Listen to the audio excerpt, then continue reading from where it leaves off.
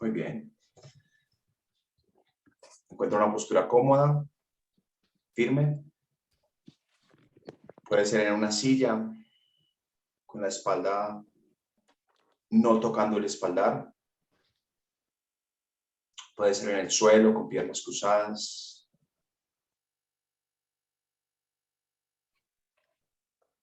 Voy a abrir la práctica y el curso primero con la invocación inicial a todo el linaje de maestros que sostienen la práctica. Si lo sientes ahí en tu espacio, puedes repetir conmigo el Om 3 veces o simplemente percibe la vibración implicada en el canto.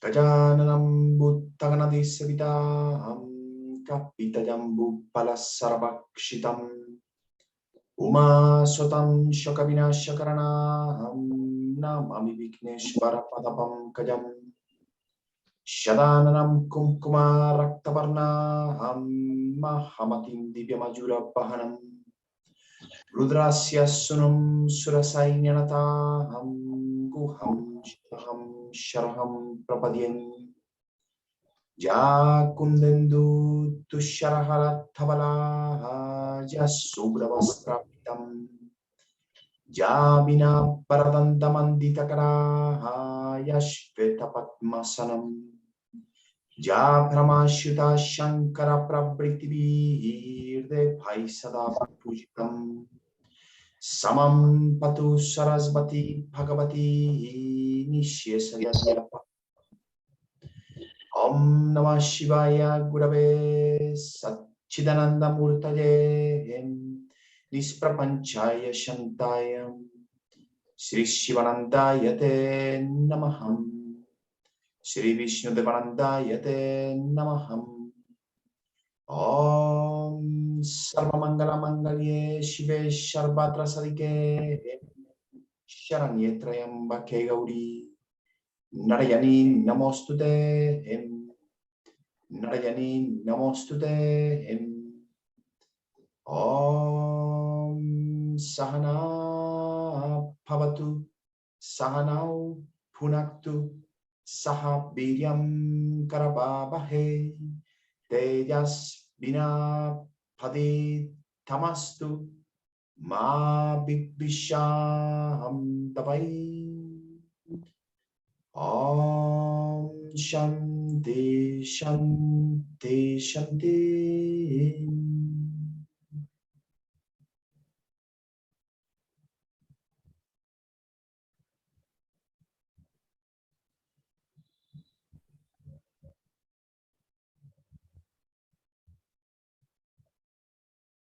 Recuerda la imagen mental de la pantalla que estabas observando antes de cerrar los ojos.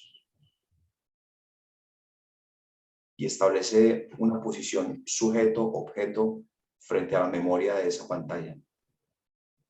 Tú eres el sujeto y el objeto es el recuerdo de esa pantalla.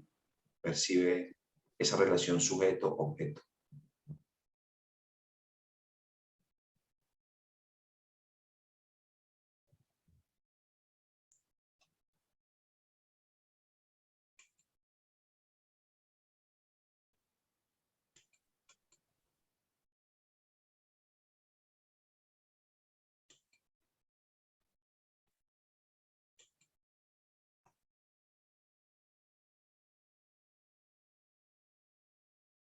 Ahora haz una inhalación profunda hacia lo profundo del pecho.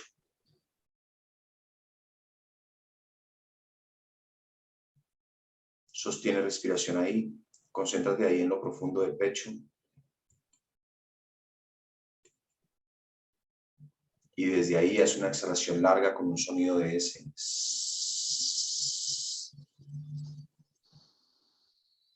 Quédate en vacío un momento. Quédate en vacío, sin aire. Y luego visualiza y siente desde el pecho hacia el cerebro. Inhalas. So. Siempre que digo so me refiero a la inhalación. Exhala hacia el pecho de nuevo. Ham. Siempre que digo ham me refiero a la exhalación. Del pecho al cerebro, inhala, so. Bájate al pecho, exhala, ham. Pecho a cerebro, so. De ahí bájate al vientre en el plexo solar, abdomen, ham, baja. En el plexo solar, inhala, so. Sostén respiración ahí. Y desde ahí, exhala por todos los poros de la piel, visualízalo y siéntelo, ham. Exhala por todos los poros de la piel. Inhala profundo, asume una posición sujeto-objeto frente a tu respiración.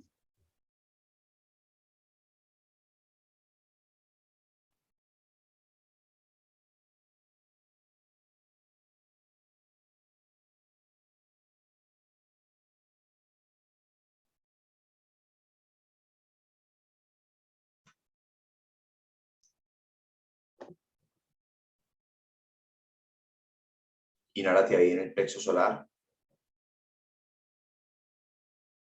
Exhala. Y vas a comenzar Kapalabhati, un poquito de activación. Cuando yo digo exhalas con fuerza, como apretando un poquito el vientre y las vísceras.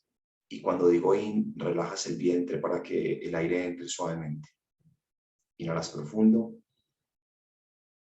Y comienza in, in, in,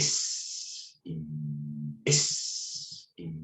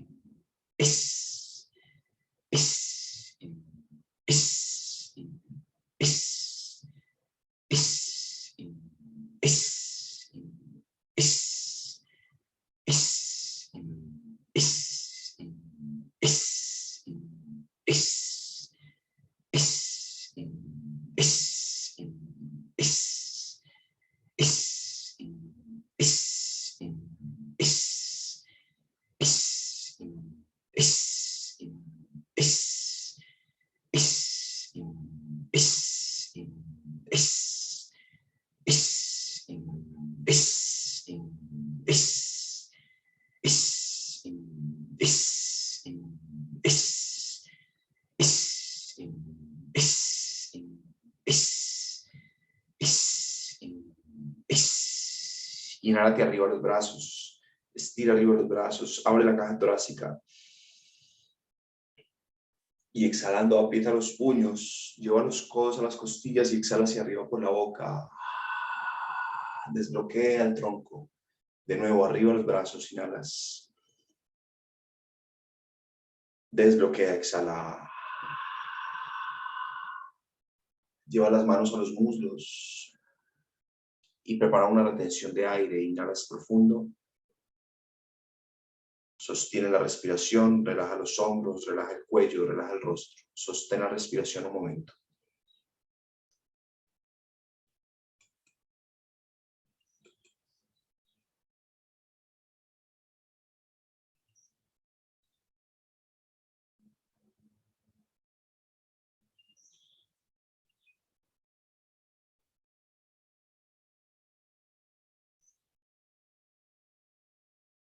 Y lentamente exhalas hacia el tope de la cabeza. Sube, asciende, crece, crece al exhalar, crece al exhalar. Visualiza y siente del vientre al cerebro, inhala. So. Expándete en el vientre al exhalar. Ham. Del vientre al cerebro, inhala. So. Vientre y cerebro, expande al exhalar. Ham. Vientre a cerebro, inhala. So. Desde el cerebro, expándete al exhalar. Ham. Inhálate en el centro del cerebro. Y de ahí exhala hacia el tope de la cabeza. Ham. Visualiza el proceso y siéntelo, obsérvalo. Sujeto, objeto. Tú eres el sujeto, el objeto es eso que visualizas, eso en lo que te concentras. Visualiza y siente del tope de la cabeza al cerebro. Inhala. So. Expándete en el cerebro. Ham. Exhala. So para inhalar. Ham para exhalar. Del tope de la cabeza a la garganta. So. Desde la garganta. Expándete. Ham. Tope, cabeza, pecho. So. Expándete ahí. Ham. En el pecho. Tope, cabeza, vientre. So. Inhala. En el vientre, expándete. Ham. Tope, cabeza, región púbica. So. Expándete ahí. Ham. Tope, cabeza, hacia base, columna. So.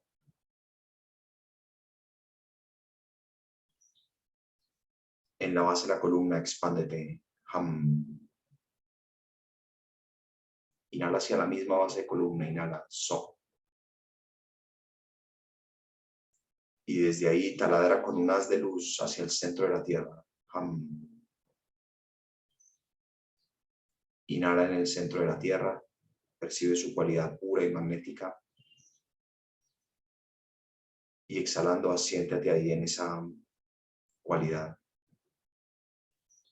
Y ahora absorbe esa cualidad hasta el centro de tu cerebro. So. Como por un pitillo asciende hasta el centro del cerebro, al tercer ojo. Y exhalando, asienta esa cualidad ahí en lo profundo de tu mente. Percibe por un momento desde el centro de tu mente, el centro de tu cerebro. Percibe tu respiración.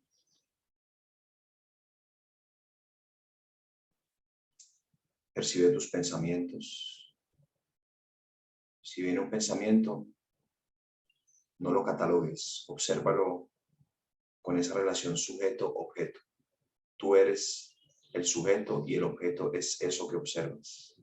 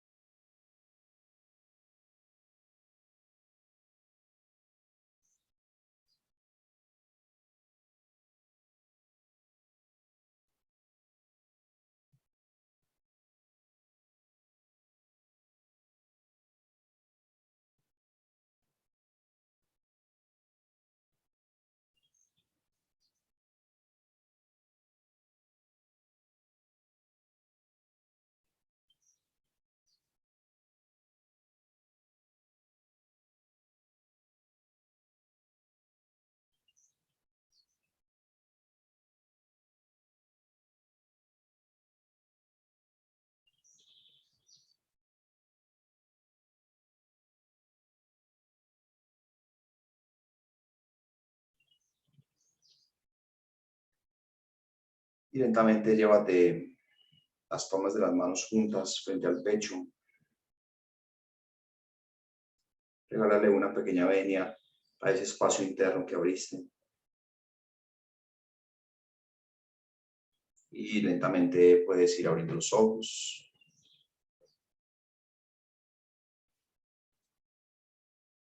Muy bien, buenos días. Algunos están en lugares más temprano que nosotros en Colombia, pero bueno, todos creo que son buenos días. Por aquí no hay ningún asiático. Bueno, vamos a tomar el archivo que les mandé anoche, el archivo de las memorias, y vamos a ir estudiando un poco sutra por sutra, comentando como para darle contexto, primero que todo, a esta situación sujeto-objeto de el observador y lo observado. ¿Ok? Entonces, un poquito de contexto. Los sutras de Patanjali son un libro escrito por, dicen un sabio, otras escuelas dicen que no fue una persona, sino una escuela de personas. Pero digamos que lo importante es reconocer que es un texto bastante antiguo y es uno de los ejes centrales del tema de la meditación en lo que respecta al Raya Yoga, ¿cierto? A las escuelas de yoga. Es un libro en donde está planteado todo en forma de aforismos. El sutra, cuando hablo de sutra me refiero a un aforismo, esa es la palabra en sánscrito, se le llama sutra, que son textos, son frases muy cortas, puntuales, que van planteando, como que van tejiendo poco a poco el conocimiento uno tras otro.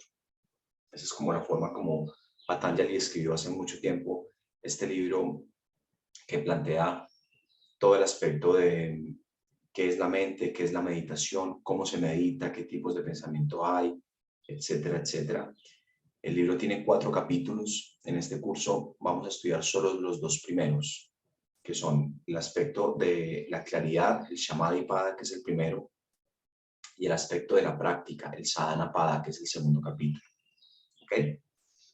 Entonces, si vamos a las memorias del archivo que les mandé anoche, comienza el Sutra 1.1, o sea, el Sutra 1 del capítulo 1.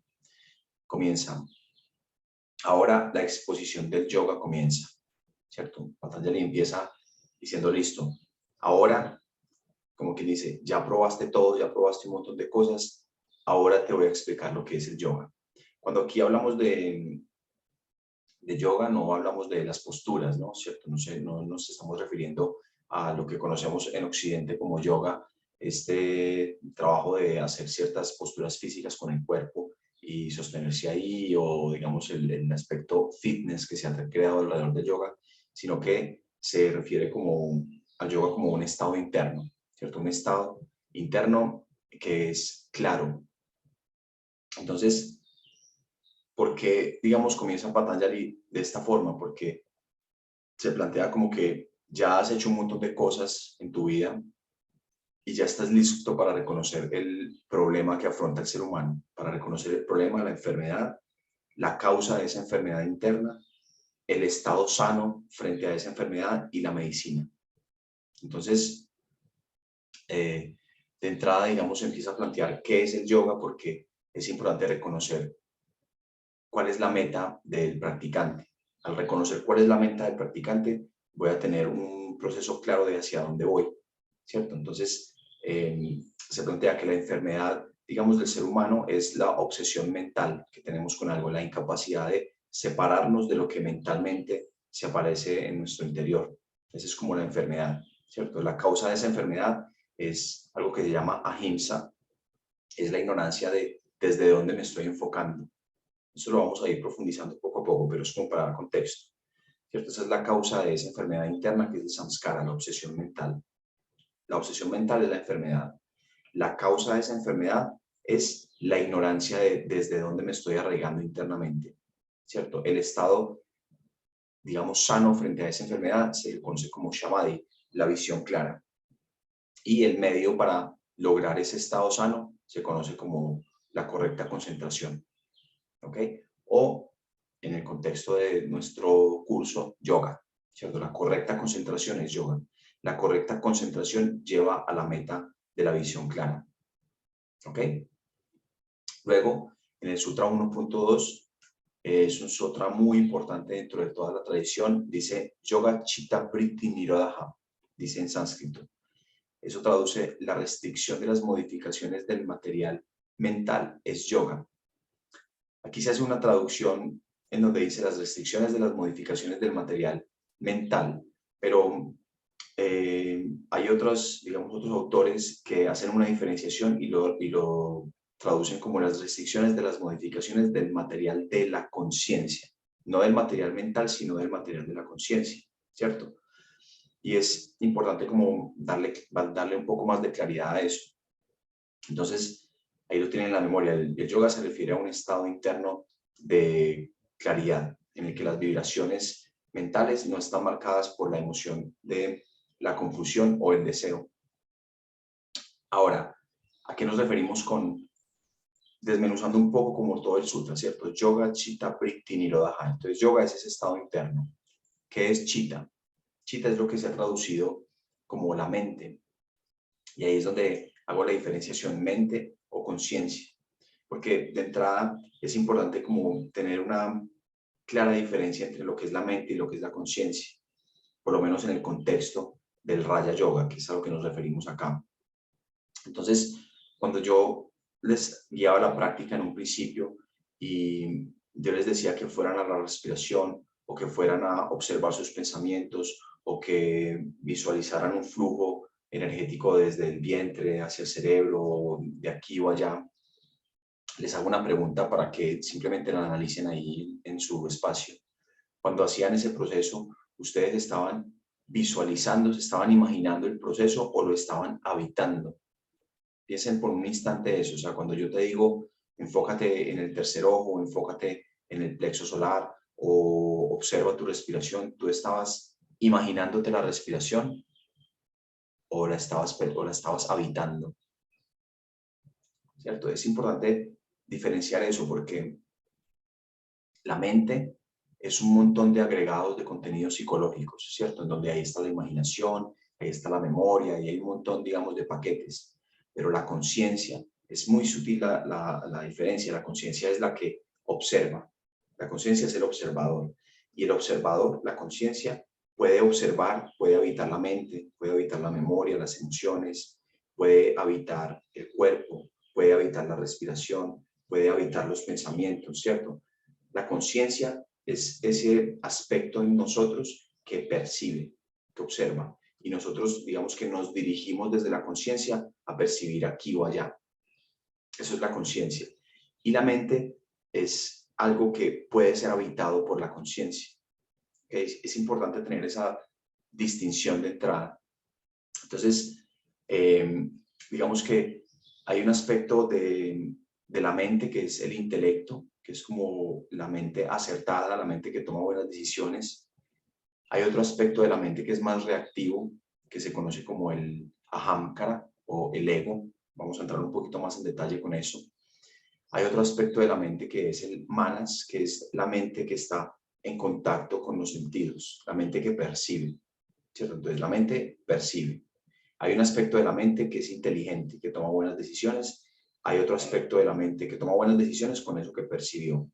Hay otro aspecto de la mente que es más reactivo, ¿cierto? Generalmente no toma buenas decisiones con eso que se percibió. Ese es ahamkara. Y todo eso puede ser habitado por chitta, la conciencia. ¿Ok? Ahí vamos poco a poco. Todo esto lo tienen en las memorias del archivo que les mandé anoche.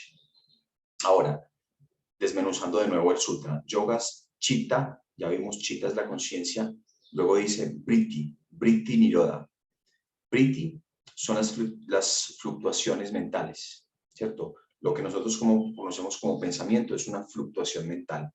Este término se va a usar mucho durante el curso, entonces téngalo bien claro, vritti, ¿cierto? Vritti es toda fluctuación. La palabra vritti como tal traduce fluctuación, ¿cierto? Entonces la naturaleza está llena de fluctuaciones, de vibraciones, pero en el caso concreto de este curso nos referimos con vrittis a la fluctuación mental, ¿ok? Que tiene como la capacidad de absorbernos, de atraparnos. Toda fluctuación mental tiene esa capacidad como de me dejo llevar por él, así como lo que ve el pescado, ¿cierto? Se me olvidó la carnada para el pescado, que ve el pescado y se va detrás de eso y se ve atrapado.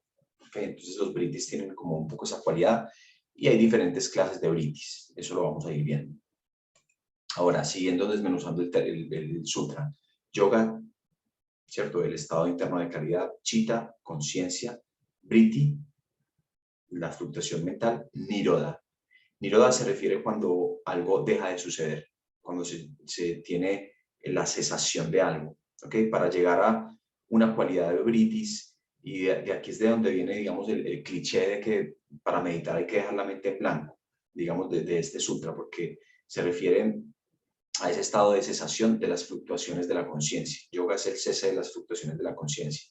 De entrada, hay que tener claridad de que no se trata como tal de dejar la mente en blanco, sino de llevar la conciencia a un espacio en el que no hay fluctuaciones mentales. Es diferente, ¿no? En términos prácticos es diferente, pero lo vamos a ir ahondando durante el curso. Entonces, hay diferentes, digamos, etapas para llegar a ese estado de nirodha, de cese de las fluctuaciones de la conciencia. Primero, antes que nada, antes de llegar a ese estado de cese de las fluctuaciones de la conciencia, hay que desarrollar o sembrar una cualidad sátvica, una cualidad clara en el pensamiento. Por eso es tan importante, digamos, este tipo de cursos que generalmente no se abren, en donde desde el intelecto le voy dando claridad a cómo es el proceso interno. La mayor parte del proceso debe ser la práctica, pero también debe haber momentos en donde el intelecto se acerca de forma clara a este conocimiento, y digamos que ese es un poco como el eje central de este curso. ¿Ok? Bueno, entonces, miren cómo venimos. En el Sutra 1 dice, bueno, ahora viene la explicación de lo que es el yoga. Luego dice, yoga es el cese de las fluctuaciones de la conciencia. Y luego dice en el Sutra 3, entonces, o sea, cuando se está en ese estado de cesaciones de las fluctuaciones de la conciencia, dice, entonces el observador, ser supremo, reposa en su propia naturaleza. Cuando estamos en ese estado del cese de las fluctuaciones de la conciencia, el observador reposa en su propia naturaleza. Entonces, por eso la posibilidad de hacer esta meditación sujeto-objeto es para tener claro como hacia dónde va este sutra y hacia dónde va el proceso. Porque lo que se plantea es que todo frente a lo que tú puedas plantear una situación sujeto-objeto es porque tú no eres ese objeto. Si tú puedes, claro, con la pantalla, con la memoria de la pantalla es muy claro. Yo tengo claro que yo no soy la pantalla. Luego la respiración. Yo tengo claro que no soy la respiración. Pero entonces luego si nos ponemos frente a la mente, si nos ponemos frente a los pensamientos, si tú puedes establecer una posición sujeto-objeto frente a los pensamientos, es porque tú no eres los pensamientos. Entonces, el planteamiento es, ¿tú qué eres? Chitta, la conciencia, ¿cierto? Tú eres el observador. Y todo eso que puedes observar, tú no eres eso. Tú eres quien está observando, no lo observado. Okay, por eso dice Patanjali en este sutra, en ese momento en el que la conciencia entra en un estado de no fluctuaciones mentales, se reposa en la propia naturaleza, ¿cierto? Porque, digamos, la gran dificultad que tenemos es que nos identificamos, ¿cierto? Aparece la ira, por ejemplo, y me identifico con la ira y me vuelvo la ira. Aparece la envidia, me identifico con la envidia y me vuelvo la envidia. Aparece el miedo, me identifico con el miedo y me vuelvo el miedo. Aparece el gozo también, ¿cierto? Lo positivo también aparece el gozo y me identifico con el gozo y me vuelvo el gozo. Entonces es un poco como el mecanismo interno. Eso en lo que me enfoco porque me identifico con eso. Y al identificarme con eso, me vuelvo eso, ¿cierto? Entonces, me vuelvo lo que está proyectado en la pantalla mental. Cuando no me identifico con nada de eso, reposo en mi propia naturaleza, en la propia naturaleza del ser, ¿cierto? O del alma. Entonces, aunque hablamos de una sola mente, hablamos de la mente como un todo, esta mente pasa por diferentes estadios, por diferentes cualidades. Y aquí, entonces hay como una cualidad vibracional en la mente que es tamas.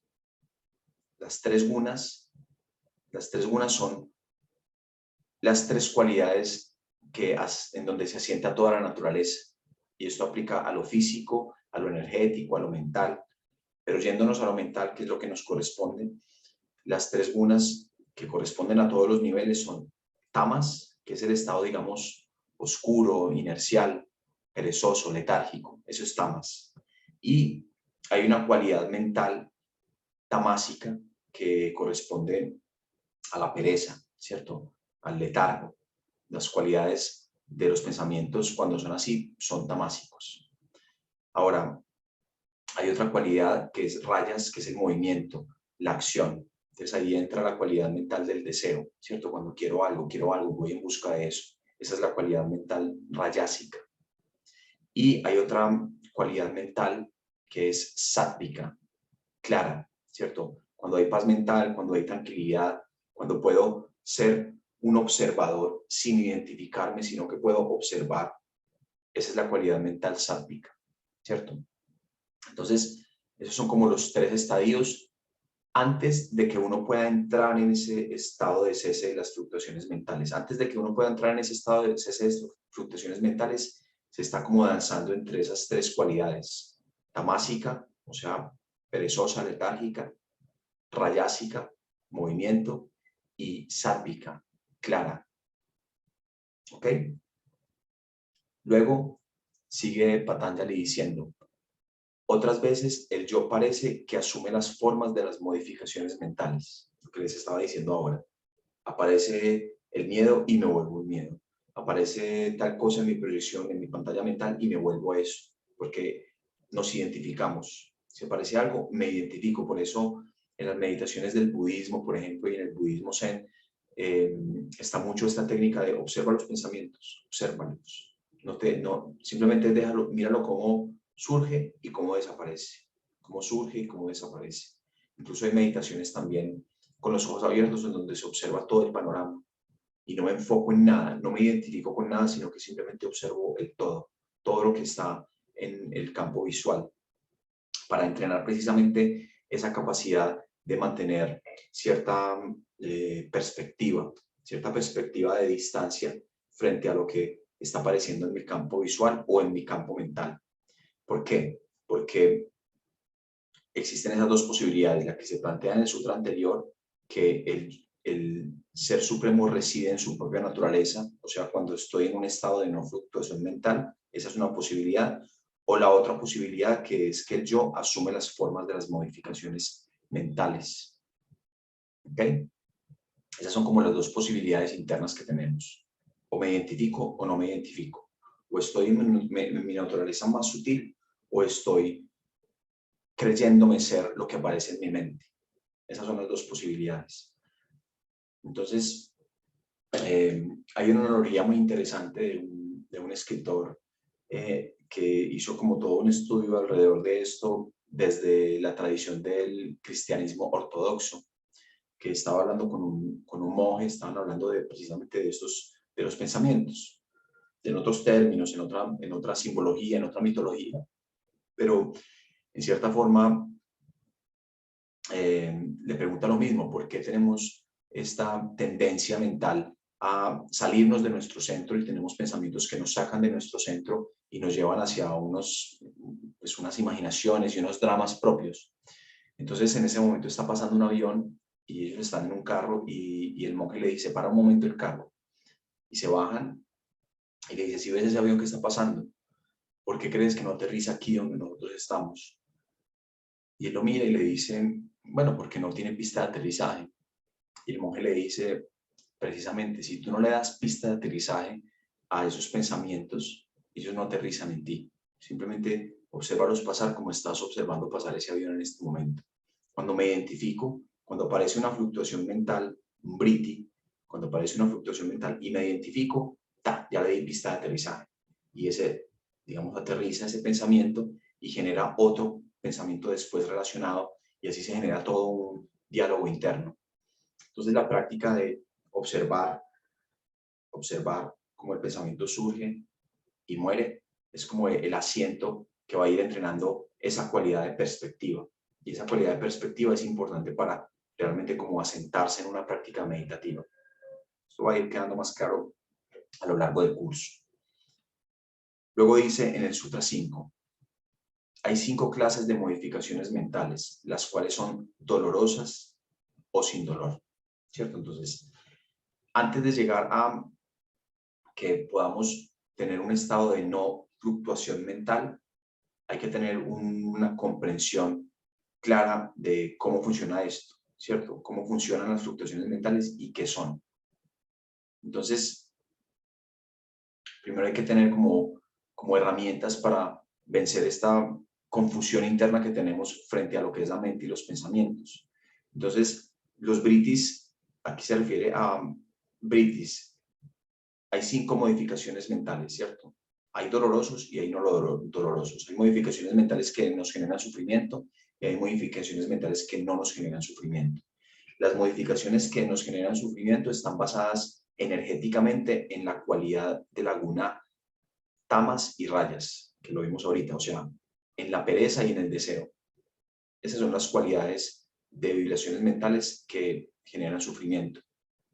Ahora, las cualidades de vibraciones mentales que no generan sufrimiento son las cualidades mentales sáttvicas, o sea, de claridad. Y esas cualidades sáttvicas hay que sembrarlas, hay que irlas como desarrollando internamente. ¿Cómo se desarrollan? Por medio de 2 cosas que se llaman abhyasa y vairagya.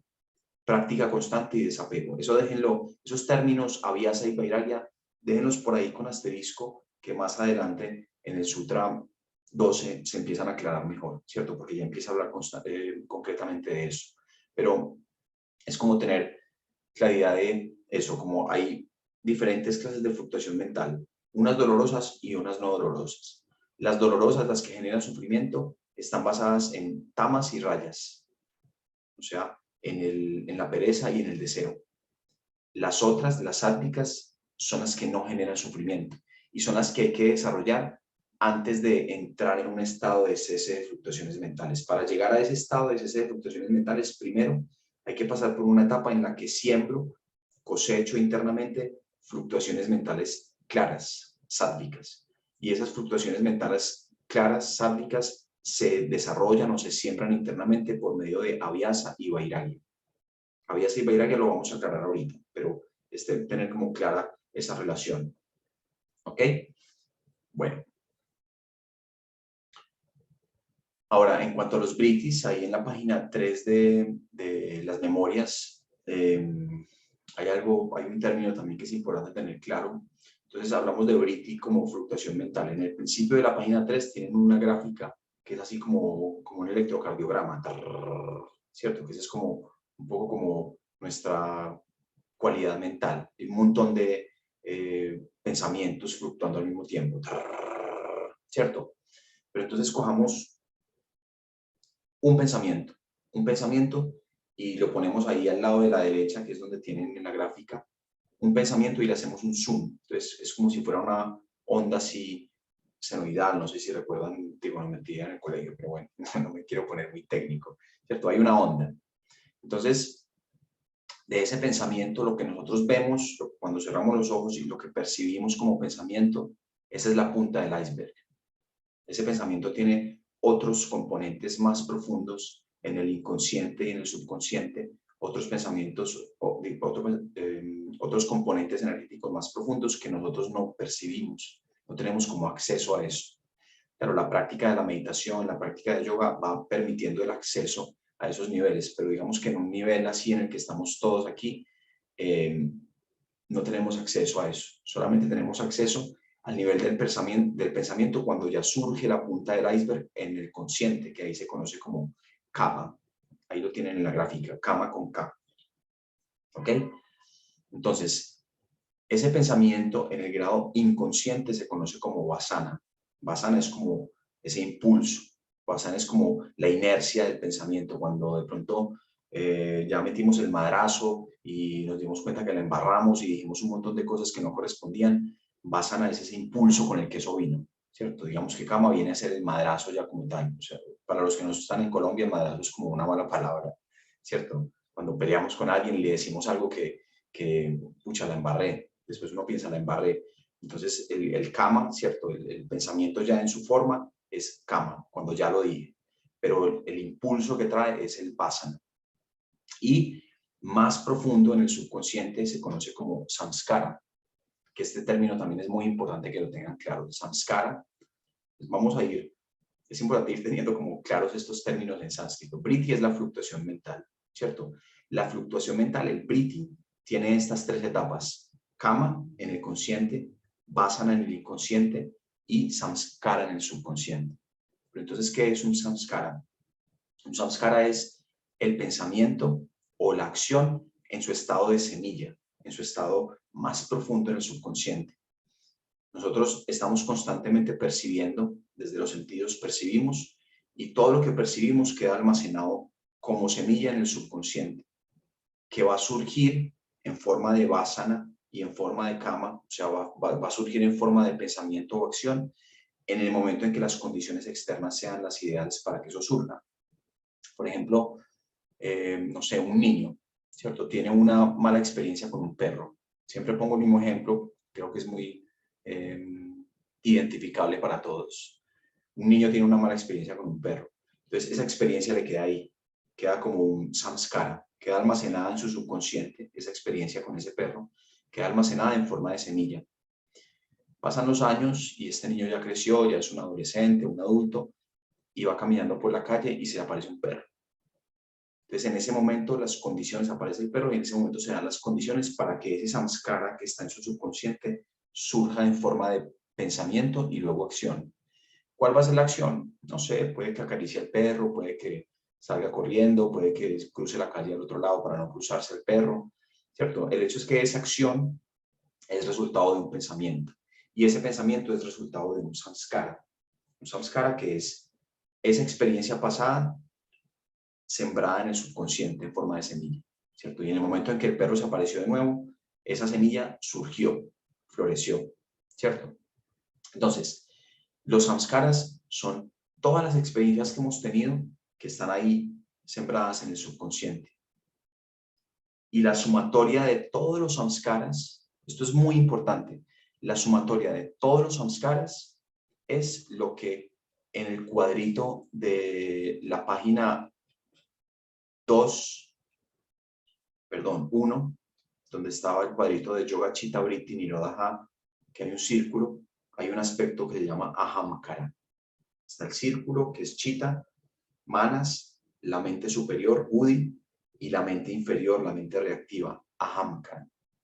Entonces, ¿qué es Ahamkara? ¿O qué es el ego? Ahamkara es lo que llamamos ego, que no es malo, simplemente tiene su rol y hay que reconocer cuál es su rol.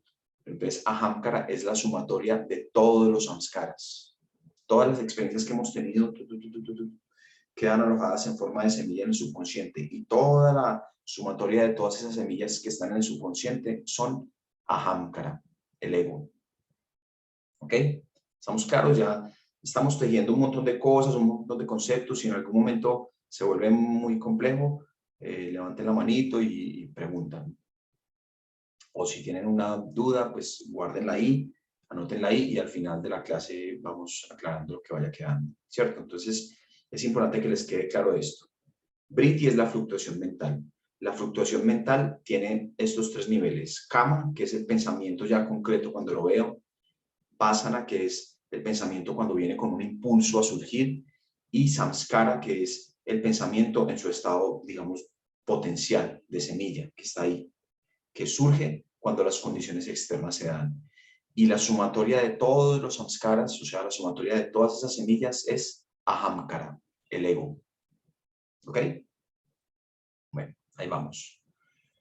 Luego dice en el Sutra 6.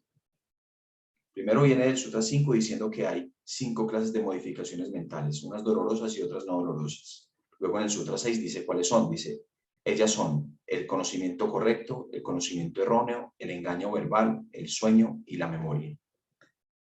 Luego en el Sutra 7 dice, empieza a desglosar esto. Entonces en el 7 se refiere a la primera. Dice, las fuentes de conocimiento correcto son la percepción directa, deducción o conclusión y el testimonio sagrado. ¿Cierto? Entonces, en última instancia, ¿qué busca el meditador? ¿Qué busca, digamos, el aspirante espiritual? Está buscando la verdad, ¿cierto? ¿Cuál es la gran verdad detrás de todo este gran misterio?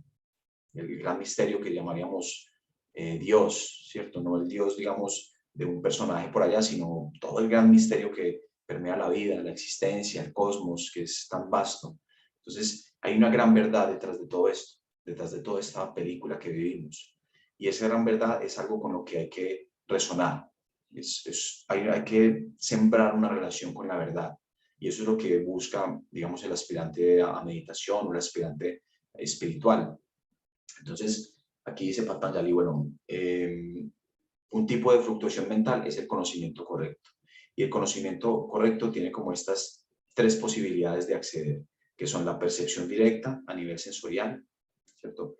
La deducción, que es como la lógica, ¿cierto? Si veo humo es porque hay fuego, hay como un aspecto de nuestra inteligencia, de Buddhi, que deduce cosas, ese es un acceso también al conocimiento correcto.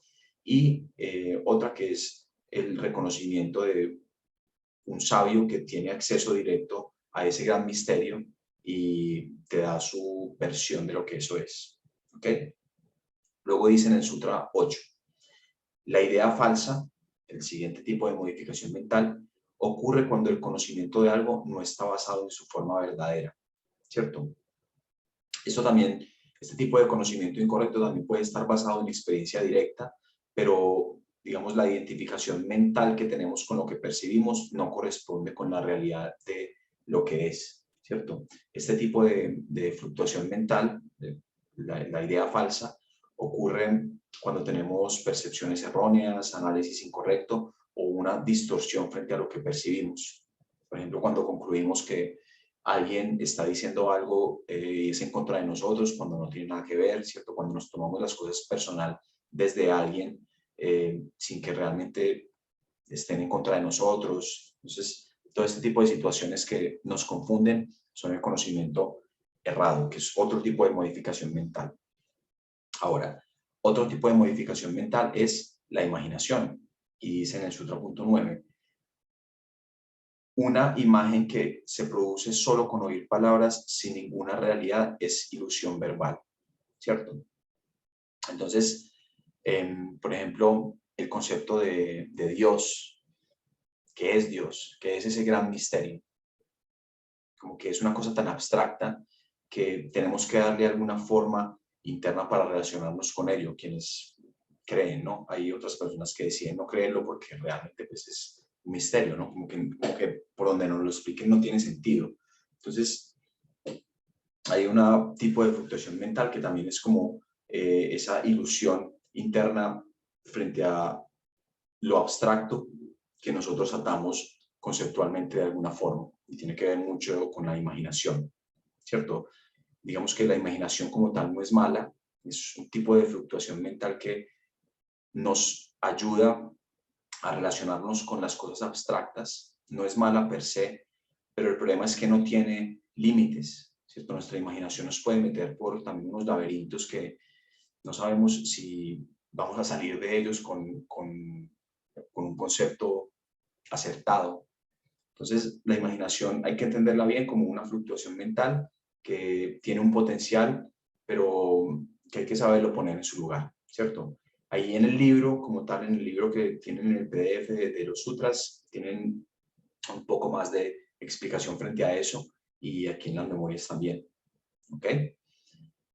Luego viene el Sutra 10. Dice, la modificación mental apoyada por el conocimiento del vacío es el sueño. Entonces, ahí Patanjali nos acaba de, digamos, definir los 5 tipos de modificaciones mentales. Arriba dijo, hay 5 tipos de modificaciones mentales, unas dolorosas, otras no dolorosas. Y aquí nos define como esos 5 tipos de modificaciones mentales. Luego, en el Sutra 11 dice, cuando la modificación mental de un objeto previamente experimentado y no olvidado regresa a la conciencia, esto es memoria.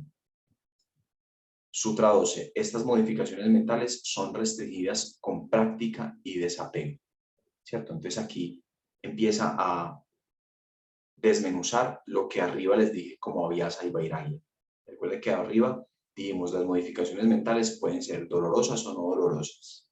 Las dolorosas son hijas de la guna tamas y rayas, o sea, del letargio y el deseo. Y la medicina para ese tipo de fluctuación mental que genera sufrimiento es la modificación mental sátvica. Y la modificación mental sátvica se siembra internamente por medio de abhyasa y vairagya, práctica y desapego. ¿Okay? Aquí empieza como a desmenuzar más el aspecto pragmático de todo esto, Patanjali. Luego dice en el Sutra 13, de estas dos, el esfuerzo, la práctica, el esfuerzo hacia una mente balanceada es práctica. Eso es abhyasa. Arriba hablamos, abhyasa y vairagya. Entonces, abhyasa es ese esfuerzo hacia una mente balanceada. Y es un esfuerzo constante, repetitivo. Dice en el Sutra 14, la práctica, abhyasa, se hace firme en su fundamento cuando es bien atendida por largo tiempo, sin interrupciones y con dedicación. ¿Ok? Patanjali hace mucho énfasis en esto, en que la práctica tiene que ser constante y tiene que ser por largo tiempo y tiene que ser con, digamos, devoción, con cierta confianza frente a esa fuente de vida que es el misterio. Solamente desde la repetición es posible generar profundidad en algo que estamos haciendo, ¿cierto? El esfuerzo tiene que ser constante. Patanjali es constantemente reiterativo en que ese esfuerzo, ese abhyasa, tiene que ser constante. ¿Cuál es la práctica? ¿A qué nos referimos aquí con la práctica? ¿Cierto? La práctica a la que se refiere Patanjali es la práctica constante de restringir los vritis, las fluctuaciones mentales que generan sufrimiento. O sea, las fluctuaciones mentales que son, digamos, asentadas en la cualidad energética de tamas y rayas, del letargio y del deseo. Esta, digamos, esta práctica de estar acechando internamente tiene que ser importante para el practicante, ¿cierto? No debe ser algo como, digamos, ahí trivial o secundario. Ahora, frente a las 5 categorías de las fluctuaciones mentales, los 5 tipos de fluctuación mental, está el conocimiento correcto, que es una fluctuación acertada, el conocimiento incorrecto, que sabemos que es una fluctuación que no queremos tener, hay que ir desarrollando ese discernimiento interno. Está la memoria, está el sueño y está la imaginación. La imaginación, como les decía ahorita, es útil, pero también puede ser un laberinto complicado. Entonces, ¿cómo sabemos si alguna fluctuación mental basada en nuestra imaginación nos funciona o no? Es importante como empezar a ver cuando la imaginación nos lleva hacia el reconocimiento interno de nuestras tendencias y de nuestro ser. Cuando es así, la imaginación sirve. Cuando no, lo que plantean pues como varios maestros, cuando la imaginación no nos lleva a eso, es mejor no meterse mucho con eso y ir, digamos, observando las fluctuaciones mentales de la imaginación, así como surgen y cómo desaparecen. ¿Ok? Entonces, eso en cuanto a la práctica. Tiene que ser constante porque para llevar la práctica de un punto en el que observo la respiración, observo los pensamientos, para llevar la práctica desde ahí a la perspectiva, en donde realmente tengo una perspectiva y observo este pensamiento y tengo claridad frente a todo lo que ese pensamiento es y lo que genera en mí, para llevar la práctica de simplemente sentarse y observar el ruido mental de ahí a una perspectiva, toma tiempo, ¿cierto? Para generar esa profundidad frente a la presencia interna toma tiempo, entonces hay que desarrollar la práctica con esfuerzo constante, abhyasa.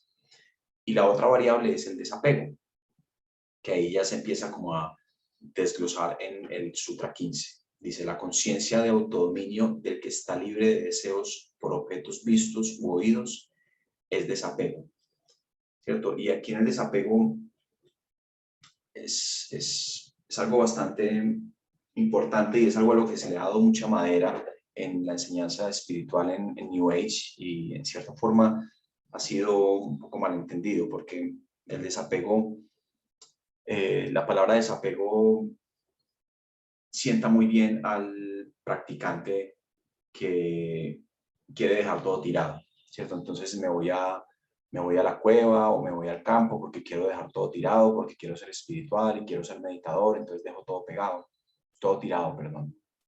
Entonces, digamos que el desapego es más bien más que un dejar de hacer, es una cualidad en el hacer.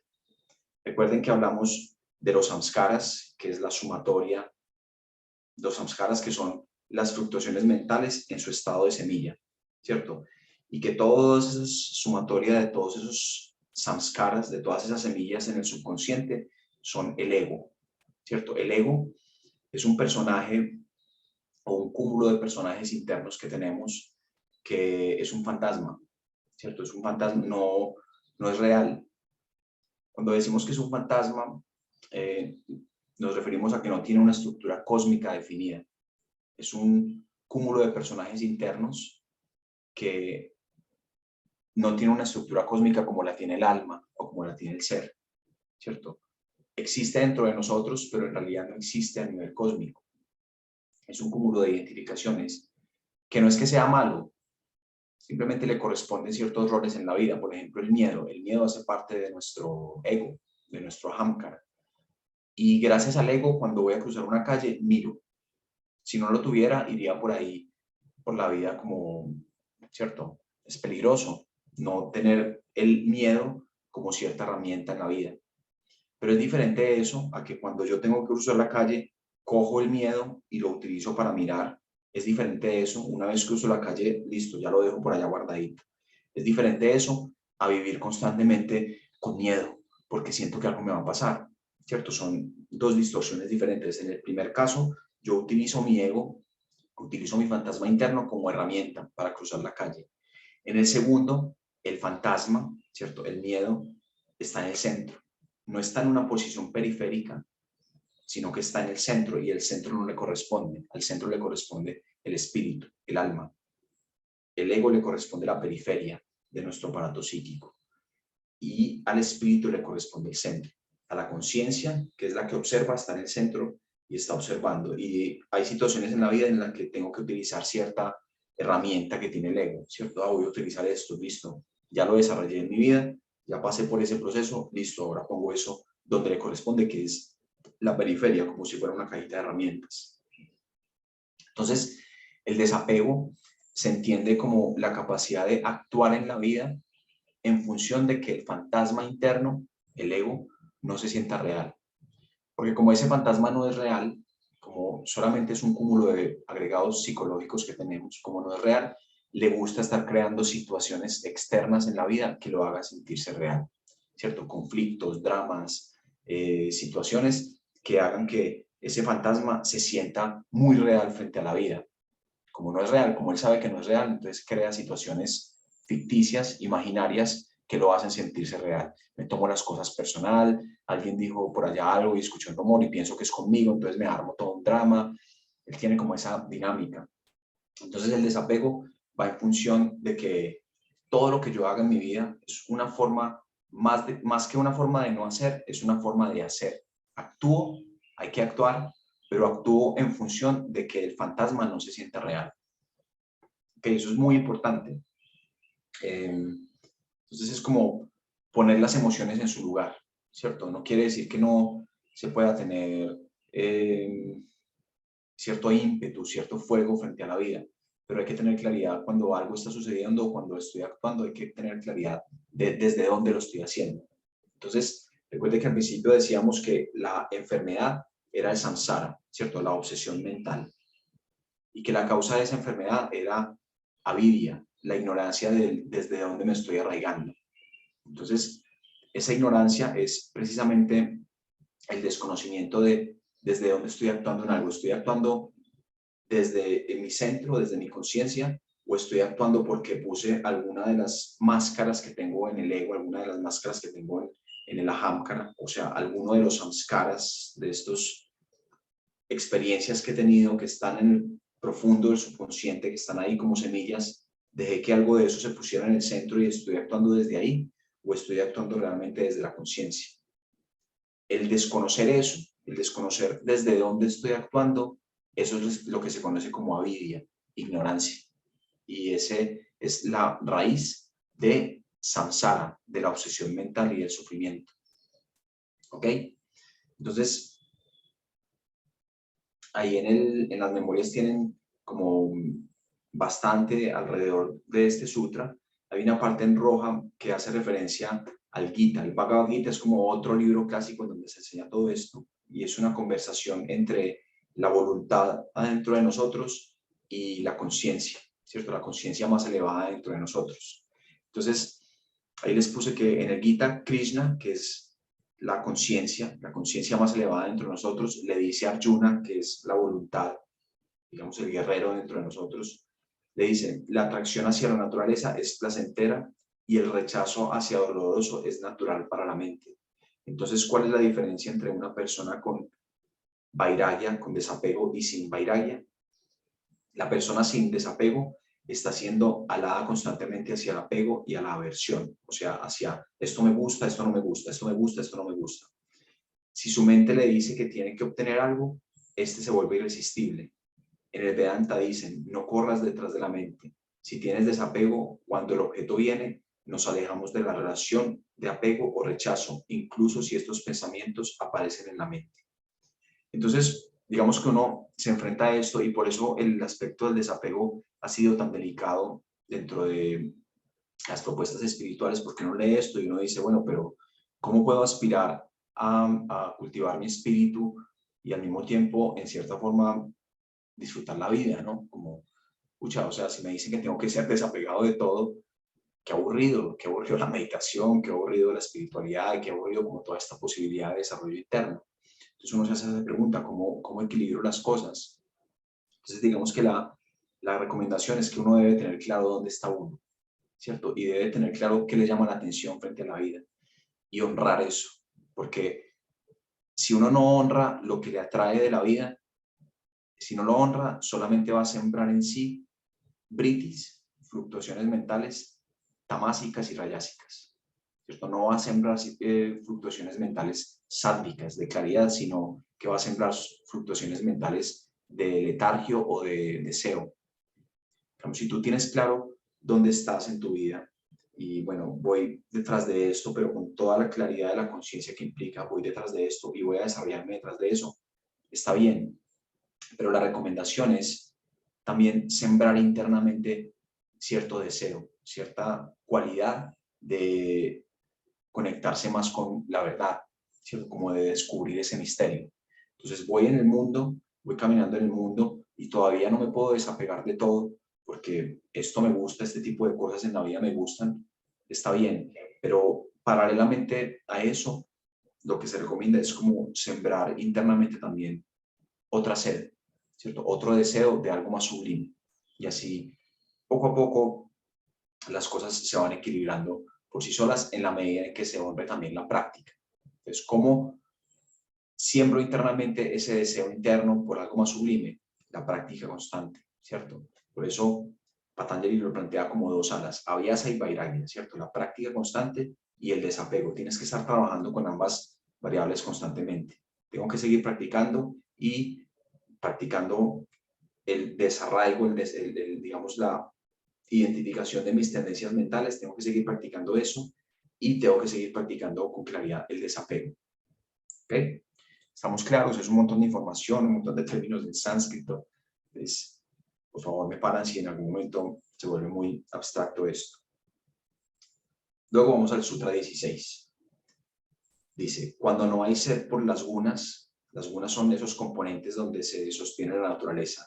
Tamas, rayas, sattva. Cuando no hay deseo por eso, debido a la realización del purusha, a la, digamos, experiencia del yo más profundo, esto es desapego supremo, ¿cierto? En este sutra nos habla como del resultado de un practicante de muchos años de práctica de abhyasa y vairagya, o sea, de práctica constante y desapego. Luego viene el sutra 17 y dice, Samprajñata Samadhi, la contemplación diferenciada, es acompañada por razonamiento, reflexión, regocijo puro y regocijo puro yo soy. Entonces aquí ya empieza a hablar de lo que es el Samadhi, ¿cierto? El Samadhi es la visión clara. Cuando tengo una visión clara frente a algo, eso es Samadhi. Y el Samadhi no es la meta. La meta es la liberación espiritual, pero para llegar ahí hay que tener Samadhi. Y hay diferentes tipos de claridad mental, hay diferentes niveles de claridad mental o Samadhis. De entrada hay dos. ¿cierto? El samadhi diferenciados, o sea, el samadhi, la claridad mental que está basada en algo, y ese es este primero, el samprajñata samadhi, la contemplación diferenciada. Ese es el primero. El segundo es el tipo de claridad mental que no está basada en algo, el samadhi sin semilla, ¿ok? Entonces, primero hablamos de este, que es el tipo de claridad mental basada en algo, el samprajñata samadhi, que puede venir del razonamiento, de la reflexión, del regocijo o de una sensación pura de yoidad, ¿cierto? Y ahí tiene como los 4 niveles que son el savitarka, o sea, la meditación desde el método científico, ¿cierto? Basada en la concentración de cosas que corresponden al tiempo y al espacio, que existen en el tiempo y en el espacio.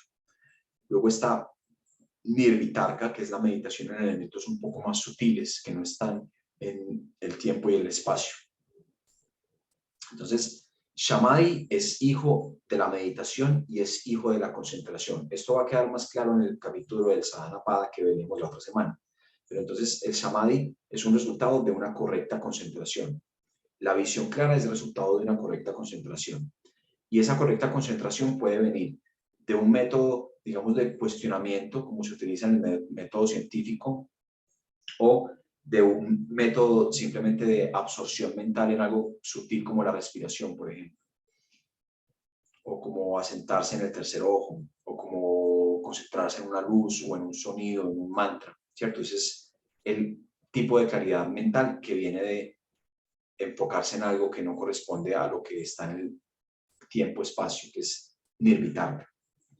Luego está sananda, que es la meditación en la mente misma, ¿cierto? En el funcionamiento mental mismo, y eso va desglosando una cualidad dichosa en la mente. Y luego está el sasmita, que es la identificación de la conciencia de la yoidad, ¿cierto? No la yoidad desde el ego identificado con el cuerpo y la mente, sino la yoidad un poco más sutil, más profunda, ¿cierto? Entonces esos son como los 4 tipos de claridad mental cuando la claridad mental está asentada en algo. Yo sé que todo esto es mucha filosofía, mucho término raro, y sobre todo a las 5 de la mañana ya vamos a terminar, pero esto va a ir dando un asiento claro para la práctica de meditación. Luego viene el Sutra 18. Por la firme convicción en la práctica del cese completo de las modificaciones mentales, solo quedan impresiones. Este es el otro samadhi no diferenciado. Recuerden que les dije, hay 2 clases, el que está basado en algo y el que no está basado en nada. Este es el segundo. Esto lo vamos a ir aclarando más en lo largo del curso, pero aquí se está planteando de entrada. Luego el Sutra 19 dice, aquellos quienes dejan sus cuerpos físicos y logran el estado de deidades celestiales o quienes se fusionan con la naturaleza, han renacido. Sutra 20.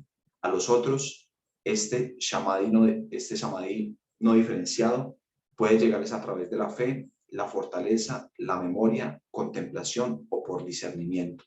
Voy a terminar de leer hasta el Sutra 25 y ya terminamos ahí con el último concepto.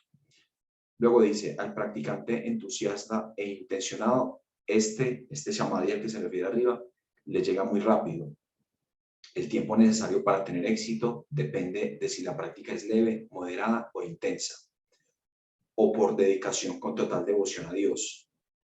Ishvara, Dios, es el Puruksha supremo, el cual no le afecta ninguna aflicción, acciones, fruto de acciones o por algunas impresiones internas del deseo. En él está la manifestación completa de las semillas de la omnisciencia. Entonces, digamos que aquí él empieza ya como a plantear lo que son los 2 tipos de claridad mental, los 2 tipos de samadhi, y empieza a hacer mucho énfasis en el aspecto de Dios, del Ishvara, ¿cierto? ¿Por qué? Porque la devoción es un aspecto fundamental para asentarse correctamente en la meditación. Y para eso es necesario tener claridad de a qué se refieren con Dios aquí, ¿cierto? De entrada, en los Vedas, que son como otro suelo filosófico de este libro, se plantea que no hay una noción de Dios que el ser humano pueda entender. No existe una noción completa de la totalidad que la mente del ser humano puede abarcar. Es como cuando nos hablan de estas medidas astrológicas que hablan de 100 años luz, 1000 años luz, a uno de eso como que no le cabe en la cabeza, ¿cierto? Cuando uno le hablan de 1 metro cuadrado, no sé, 100 kilómetros, uno como que tiene noción de eso a nivel mental. Pero cuando le hablan de estas cifras astrológicas, eso en realidad uno no tiene noción, ¿cierto? El gran misterio no nos cabe a nivel mental, no nos cabe en el intelecto. Entonces de entrada dicen, no existe una noción de Dios que el ser humano pueda entender y abarcar. Pero lo definen de 3 formas, le dan como 3 adjetivos, que son Sat, Chit, Ananda. Ahí lo tienen en el Sutra 23, dice, en el comentario dice, para conectar con la devoción, primero hay que tener un acercamiento intelectual a qué es la totalidad. Entonces, a esa gran totalidad, a Dios, le dan 3 cualidades. Sat, Chit, Ananda. Sat traduce lo eterno, ¿cierto? Hay como una gran creación que existe ahí. Chit, recuerden, Chita es la conciencia, que vimos por allá en el principio de la clase de hoy. Chita es la conciencia y Chit está relacionado con la conciencia. Entonces, Sat es eso eterno, eso que está creado.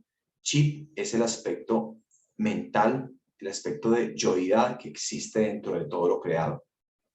El gusanito, el gato, el planeta, el cometa, el árbol. Cada uno de los seres que están en la creación tiene una noción de yoidad. Esa noción de yoidad es Chit. Y Ananda es como un principio de dicha que todos los seres tienen. A veces tenemos nuestras cosas mentales, nuestros dramas, nuestras fluctuaciones mentales, pero de repente, por ejemplo, la naturaleza nos conecta con Ananda. Vemos un atardecer, un paisaje bonito y ¡wow! ¡Qué lindo! Ese principio que se despierta dentro de nosotros de dicha, eso es Ananda. Entonces, a Dios se le define como esas 3 cosas, se le da como esas 3 cualidades. Entonces, por ejemplo, una vez estaba en una comunidad viviendo y el monje nos estaba dando una instrucción y decía mucho, frente a una pregunta que le hicieron, decía mucho, tienes que confiar en Dios, tienes que confiar en Dios. Y una chica preguntó la mano y le dijo, pero Swami, ¿qué es Dios? Yo no creo en Dios, ¿cierto? Usted me dice que tengo que confiar en Dios y a mí eso no me sirve de nada, yo no tengo nada que hacer con eso. Entonces el Swami se quedó un rato callado, mirando para arriba, y le dijo, mira, es que no hay nada más. Dios es todo, Dios es Sat Chidananda, ¿cierto? Sat es lo eterno, la creación. Entonces le dijo, mira, hay una creación, tú estás aquí, yo estoy aquí, están los árboles, está el mar, las montañas, hay galaxias, hay estrellas, todo eso es Sat. Todo eso que está creado eternamente es Sat, es lo eterno. Luego, dentro de cada uno de esos aspectos que existen, hay una noción de yoidad, desde el gusanito que se está comiendo la hoja, el perro que persigue la pelota, el árbol que está creciendo hacia la fotosíntesis, hacia la luz, hacia el árbol. Cada uno de estos seres tiene una noción de yoidad. Eso es Chit, ¿cierto? Y Ananda es ese principio dichoso dentro de toda la naturaleza. Entonces, Dios es todo lo que existe, Sat Chidananda. Y le dijo, imagínate que te gusta mucho un chico, te gusta mucho cómo habla, te gusta su pelo, te gusta cómo camina, te gusta mucho todo de él, pero después descubres que se llama Jack y ya no te gusta porque se llama Jack. Entonces le dijo, tú no tienes un problema con Dios, tú tienes un problema con la palabra de Dios. Pero tener un problema con Dios es imposible porque Dios es Sat Chidananda, es todo lo que hay. Si crees tener un problema con la palabra de Dios es simplemente confusión mental. Y está bien, medita en eso. Poco a poco la práctica te dará claridad frente a eso, ¿cierto? Entonces, de entrada, digamos que es importante, Patanjali empieza a hacer mucho énfasis aquí de lo importante que es tener claridad frente a ese gran misterio, esa última verdad, porque nuestro subconsciente, las partes más profundas de nuestro psiquismo, sí o sí nos van a dirigir hacia lo que consideramos lo más elevado. Si consideramos que lo más elevado es, no sé, el trabajo, nos vamos a dirigir hacia allá. O si consideramos que lo más elevado que existe es el dinero, nos dirigimos hacia allá. O si consideramos que lo más elevado que existe son nuestras relaciones, nos dirigimos hacia allá.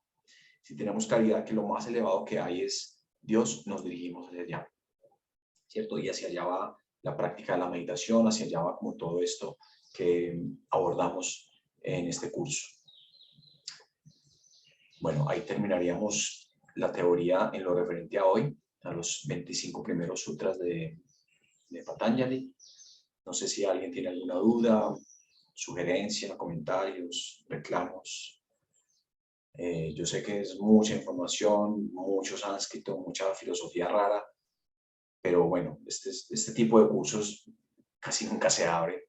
Generalmente la meditación se enseña solamente desde empezar a practicar y está bien, pero también es bueno este componente filosófico y conceptual para que esa práctica que ya tienes o que vas a sembrar o que vas a experimentar en la última clase de este curso tenga un asiento potente en el entendimiento. No sé si alguien quiere comentar algo o alguna duda, solicitudes, reclamos, todo se recibe.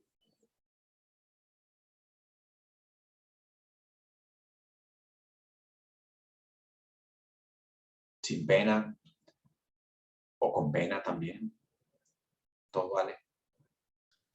Julián, hola, te habla Lina. Hola Lina. No, yo quisiera si me puedes volver a repetir como lo del Sampragnata y Asampragnata.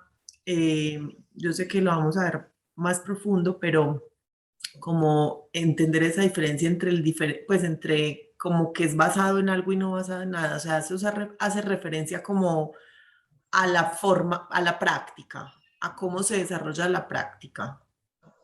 Sí, digamos que también son dos etapas, ¿no? Primero está el basado en algo. Primero está el basado en algo. ¿Y basado en qué? Bueno, están esas cuatro clasificaciones, pero esas cuatro clasificaciones son precisamente el desarrollo de los britis adecuados, ¿cierto? Entonces, por ejemplo, si yo me concentro en Om, en los mantras, ¿no? Si yo me concentro en Om, me siento yo Om, eso es sembrar un briti adecuado, porque tengo muchas fluctuaciones mentales, tengo muchos britis, y cómo compenso ese montón de fluctuaciones mentales no adecuados, le pongo un pensamiento adecuado. Entonces, ese es, por ejemplo, un tipo de concentración, que es uno de los a lo que lleva uno de los shamadis basados en algo. Entonces, en la medida en que se desarrolla la práctica basada en algo y se va desarrollando y se va desarrollando, el shamadhi, la claridad, el shamadhi no diferenciado, el shamadhi que no está basado en algo, va surgiendo, ¿cierto? El shamadhi no diferenciado es resultado del shamadhi diferenciado. El shamadhi sin semilla es resultado del shamadhi con semilla. Porque ¿cuál es la práctica como tal? O sea, para el samadhi diferenciado, para el samadhi basado en algo, hay unas prácticas específicas, ¿cierto? La reflexión o el concentrarse en algo sutil o el concentrarse sobre la mente o la percepción interna de la yoidad cósmica. Eso tiene prácticas específicas de me enfoco en este tipo de proceso que son las cuatro clasificaciones que tienen ahí. La práctica del samadhi no diferenciado es el desapego, ¿cierto? La maestría frente al desapego es lo que va dando como esa capacidad de tener una absorción mental, un estado de claridad mental en donde no existe eso que me concentro y el concentrador. O sea, al principio en el samadhi diferenciado existe el objeto de concentración y quien se está concentrando, ¿cierto? En el samadhi diferenciado existe esa dualidad. Eso es lo que me concentro y quién se está concentrando. En el otro no existe esa dualidad. Es todo lo mismo, ¿cierto? Se pierde el límite. Pero ese es un resultado del samadhi previo. Ok, ¿Ok? ¿Está claro ahí? claro, sí, muchas gracias. Gusto. Bueno, no sé si alguien más. Sí, hola, soy Jaime. Hola, Jaime. Quería preguntar algo con los samskaras. Pues mi entendimiento es como algo así como lo que en la psicología o en el mundo occidental conocemos como tal vez creencias del subconsciente, más o menos.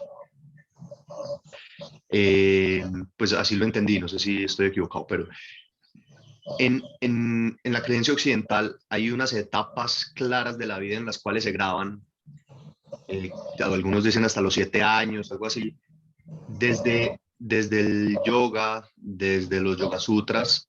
¿Hay alguna especificación con respecto a estos samskaras? ¿Cuándo sean, mm, viene de lado la duda? No sé si me estoy haciendo.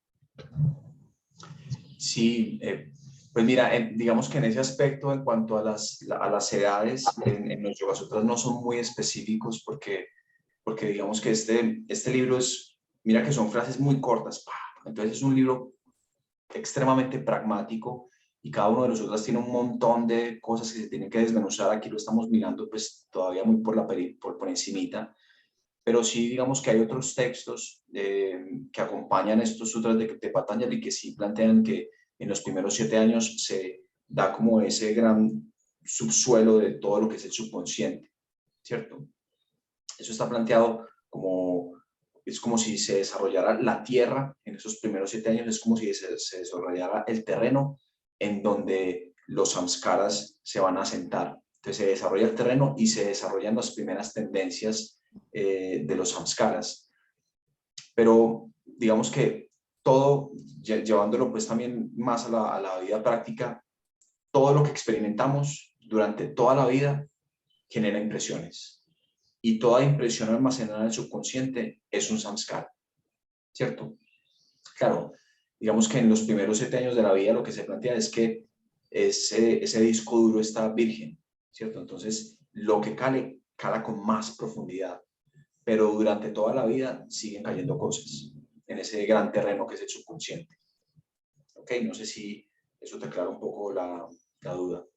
Sí, sí, vale, gracias. Bueno, Jaime, con gusto.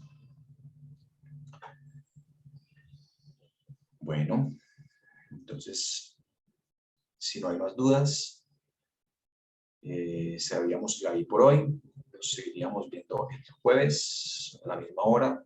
Yo sé que la madrugada es muy exigente y para entrar aquí en este boleo de filosofía, pero bueno, muchas veces la enseñanza iniciática es así, ¿no? Te exige para poder acceder a otro nivel de conocimiento de lo que aquí se está proyectando. No porque yo lo tenga, sino porque eso está ahí ya en los textos y ya lo han dejado los maestros ahí puesto. Entonces vamos a cerrar el círculo un momentico, siéntate espalda recta.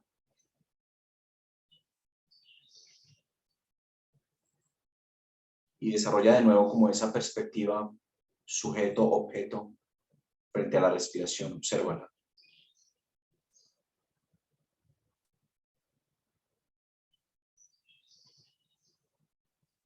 Observa cómo el aire entra, inflando el vientre, el pecho.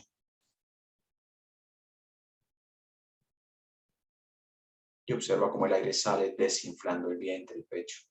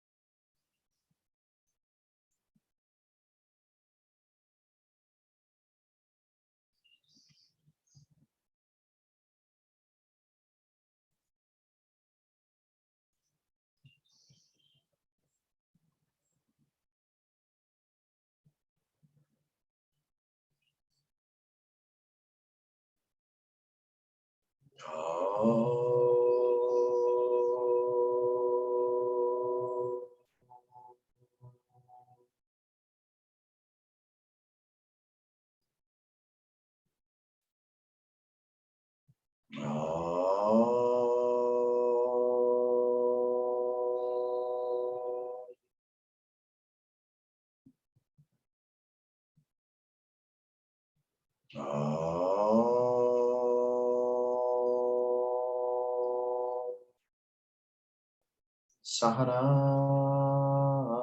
Bhavatu Sahanau Punaktu Sahabiryam Karabhavahe Tejas Vina Pavi Tamastu Ma Vishaham Davai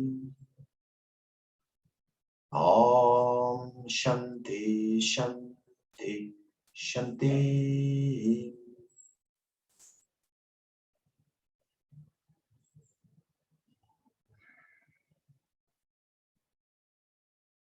Extiéndete arriba los brazos, inhalando. Junta las manos, exhalando las bajas frente al pecho. Hacemos una pequeña venia, despedimos la práctica y la clase. Bueno, que tengan un feliz día y nos vemos el jueves, misma hora, mismo canal. estén bien. Muchas gracias, Julián. Buen día. Igualmente. Muchas gracias, Julián. Tenemos Chao. cositas pendientes, Muchas entonces gracias, ahí- muchas gracias. ahí vamos hablando, ¿ok? Gracias. Muchas gracias, Julián. Gracias, Julián. Que estén bien. Chao. Chao. Chao.